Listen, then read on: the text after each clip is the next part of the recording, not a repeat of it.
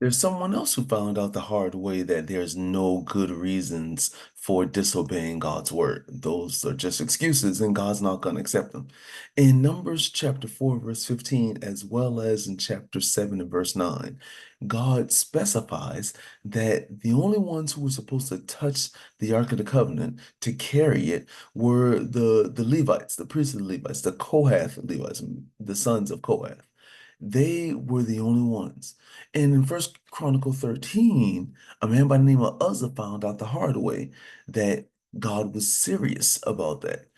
David was having the ark moved from one place to another, and it was on a cart. It wasn't being carried by the sons of Kohath and Levite that they were supposed to be.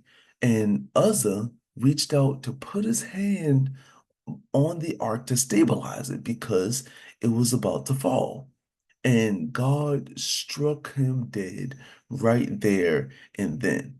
In First Chronicle chapter 13, in verse 7, it says, "And they carried the ark of God on a new cart from the house of Abinadab, and Uzzah and Ahio were driving the cart.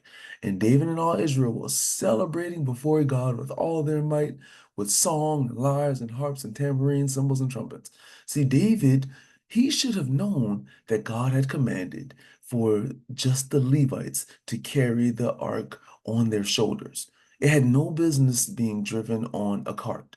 And then when the cart started to stumble in verse 10, excuse me, verse 9, it says, "And when they came to threshing floor of Shedod, Uzzah put out his hand to take hold of the ark, for the oxen stumbled.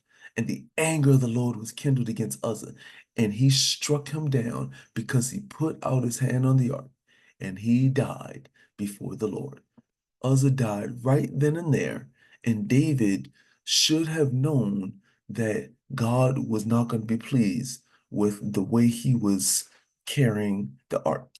It was carried in a position where it was vulnerable. The oxen stumbled that was carrying the cart, and Uzzah, trying to be good, trying to keep it from falling, he touched it. So his, reason that he thought was good, trying to keep the ark from stumbling, was not a proper excuse to disobey the word of the Lord.